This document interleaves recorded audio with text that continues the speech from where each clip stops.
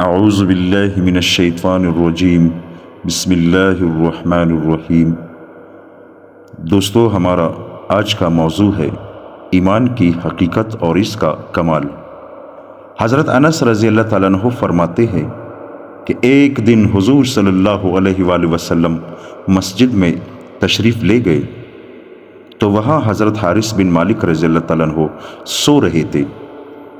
حضور نے ان کو پاؤں سے ہلایا اور فرمایا، اپنا سر اٹھاؤ۔ انہوں نے سر اٹھا کر کہا، یا رسول اللہ، میرے ماں باپ آپ پر قربان ہو۔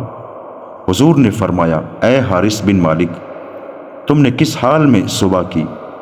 انہوں نے عرض کیا، یا رسول اللہ، میں نے پکا سچا مومن ہونے کی حالت میں صبح کی ہے۔ حضور نے فرمایا، ہر حق بات کی کوئی حقیقت ہوا کرتی ہے، جو تم کہہ رہے ہو اس کی حقیقت کیا ہے؟ حضرت حارث نے عرض کیا، میں نے اپنے آپ کو دنیا سے ہٹا لیا اور دن کو میں نے پیاسا رہتا ہوں، یعنی روزہ رکھتا ہوں اور رات کو جاگتا ہوں، اور مجھے ایسے معلوم ہوتا ہے کہ جیسے میں اپنے رب کے عرش کو دیکھ رہا ہوں اور جنت والوں کو جنت میں ایک دوسرے کی زیارت کرتے ہوئے دیکھ رہا ہوں، اور جہنم والوں کو ایک دوسرے پر بونکتے ہوئے دیکھ رہا ہوں۔ حضور صلی اللہ علیہ وآلہ وسلم نے ان سے فرمایا، اللہ تعالیٰ نے تمہارا دل نورانی بنا دیا ہے اور تم نے ایمان کی حقیقت کو پہچان لیا ہے، لہٰذا تم کیفیت پر پکے رہو۔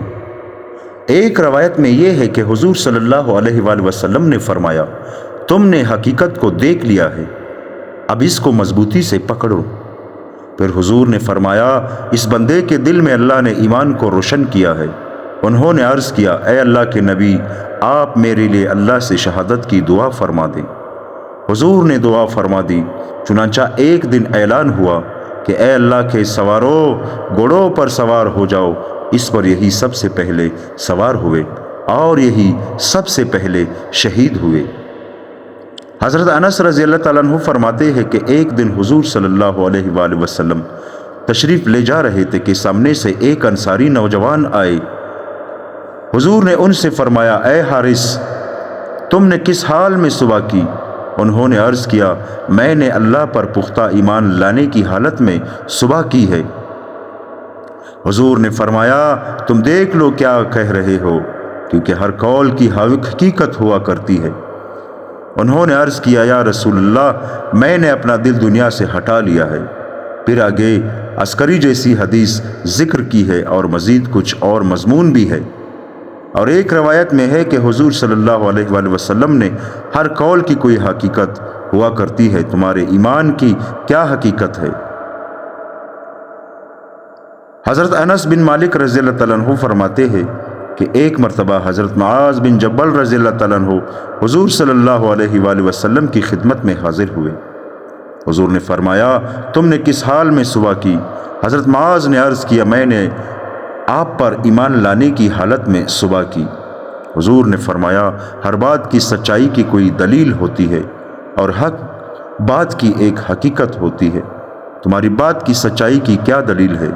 حضرت معاذ نے عرض کیا، اے اللہ کے نبی، جب بھی صبح ہوتی ہے میں یہ سمجھتا ہوں کہ میں شام نہیں کر سکوں گا، اور جب بھی شام ہوتی ہے میں یہ سمجھتا ہوں کہ میں صبح نہیں کر سکوں گا، اور جب بھی کوئی قدم اٹھاتا ہوں تو یہ گمان کرتا ہوں کہ میں دوسرا قدم نہیں اٹھا سکوں گا، اور گویا کہ میں ان تمام امتوں کی طرف دیکھ رہا ہوں جو گھٹنوں کے بل بیٹھی ہوئی ہے، اور انہیں ان کے اعمال نامے کی طرف بلایا جا رہا ہے، اور ان کے ساتھ ان کے نبی بھی ہے، اور ان کے ساتھ وہ بت بھی ہے جن کی وہ اللہ کے علاوہ عبادت کیا کرتے تھے، اور گویا کہ میں جہنم والوں کی سزا اور جنت والوں کی اجر و ثواب کو دیکھ رہا ہوں۔ حضور صلی اللہ علیہ وآلہ وسلم نے فرمایا، تم نے ایمان کی حقیقت پہچان لی، اب اسی پر جمے رہنا۔ اللہ اور اس کے رسول کی طرف دعوت دینے کے باب میں حضرت سوید بن حارث رضی اللہ تعالیٰ عنہ کی یہ حدیث گزر چکی ہے۔ کہ وہ فرماتے ہیں کہ میں اپنی قوم کے 7 آدمیوں کا وفد لے کر حضور صلی اللہ علیہ وآلہ وسلم کی خدمت میں گیا۔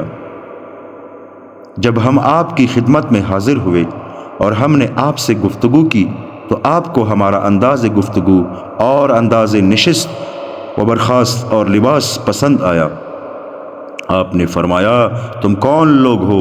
ہم نے عرض کیا مومن ہے۔ اس پر آپ صلی اللہ علیہ وآلہ وسلم مسکرانے لگے اور فرمایا ہر بات کی ایک حقیقت اور نشانی ہوا کرتی ہے، تمہارے اس قول اور ایمان کی کیا حقیقت اور نشانی ہے؟ حضرت سوید فرماتے ہیں ہم نے عرض کیا 15 خصلتیں ہیں، ان میں سے 5 خصلتیں تو وہ ہیں جن کے بارے میں آپ کے قاصدوں نے ہمیں حکم دیا کہ ہم ان پر ایمان لائے، اور ان میں سے 5 خصلتیں وہ ہیں جن کے بارے میں آپ کے قاصدوں نے ہمیں حکم دیا کہ ہم ان پر عمل کریں، اور ان میں سے 5 خصلتیں وہ ہیں جن کو ہم نے زمانہ جاہلیت میں اختیار کیا تھا اور ہم اب تک ان پر قائم ہے، لیکن اگر ان میں سے کسی کو آپ ناگوار سمجھے تو ہم اسے چھوڑ دیں گے۔ پھر آگے اللہ اور اس کے فرشتوں اور اس کی کتابوں اور اس کے رسولوں پر اور اچھی بری تقدیر پر ایمان لانے اور ارکان اسلام اور اخلاق طیبہ کے بارے میں حدیث ذکر کی ہے۔ حضرت ابن عمر رضی اللہ تعالیٰ عنہما فرماتے ہیں کہ میں نبی کریم صلی اللہ علیہ وآلہ وسلم کے پاس بیٹھا ہوا تھا کہ اتنے میں قبیلہ بنو حارثہ کے حضرت حنظلہ بن زید انصاری رضی اللہ تعالیٰ عنہ آئے، اور انہوں نے حضور کے سامنے بیٹھ کر ہاتھ سے زبان کی طرف اشارہ کرتے ہوئے عرض کیا یا رسول اللہ، ایمان یہاں پر ہے، اور سینے پر ہاتھ رکھ کر کہا، اور یہاں نفاق ہے، اور یہ دل اللہ کا بہت ذکر کرتا ہے۔ حضور خاموش رہے۔ حضرت حرملہ رضی اللہ تعالیٰ عنہ نے اپنی بات پھر دہرائی۔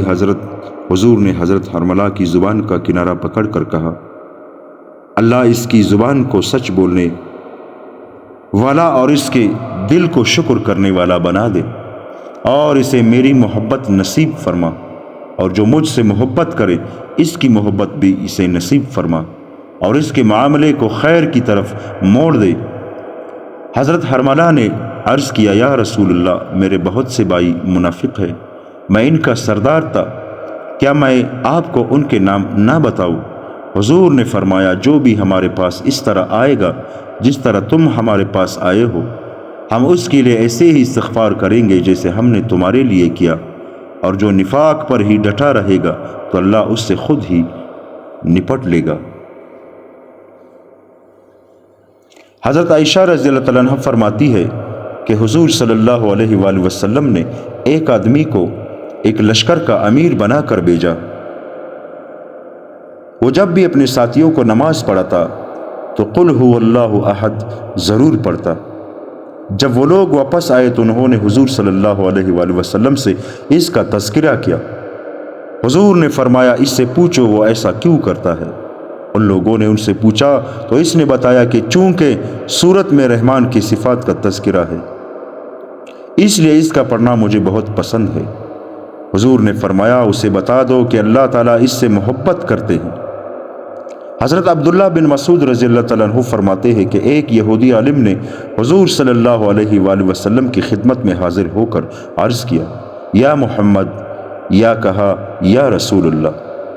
اللہ تعالیٰ نے آسمانوں کو ایک انگلی پر، زمینوں کو دوسری انگلی پر رکھا، پہاڑوں، درختوں، پانی اور گیلی مٹی کو تیسری انگلی پر، اور باقی ساری مخلوق کو چوتھی انگلی پر رکھا، اور اللہ تعالیٰ ان تمام چیزوں کو ہلا کر فرماتے ہیں کہ میں ہی بادشاہ ہوں۔ حضور صلی اللہ علیہ وآلہ وسلم اس یہودی عالم کی اس بات کی تصدیق کرتے ہوئے اتنا ہنسے کہ آپ صلی اللہ علیہ وآلہ وسلم کے دندان مبارک ظاہر ہو گئے۔ پھر آپ صلی اللہ علیہ وآلہ وسلم نے یہ آیت آخر تک پڑھی وما قدر اللہ حق قدرہ والارض جمیعا قبضتہ یوم القیامہ۔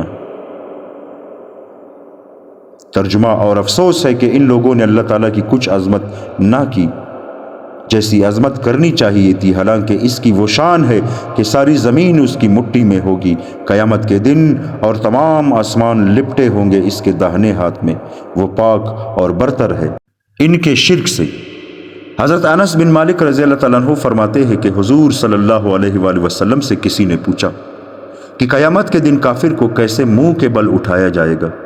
حضور نے فرمایا، جس ذات نے اسے دنیا میں پاؤں کے بل چلایا وہ اس بات پر بھی قادر ہے کہ اسے قیامت کے دن منہ کے بل چلائے۔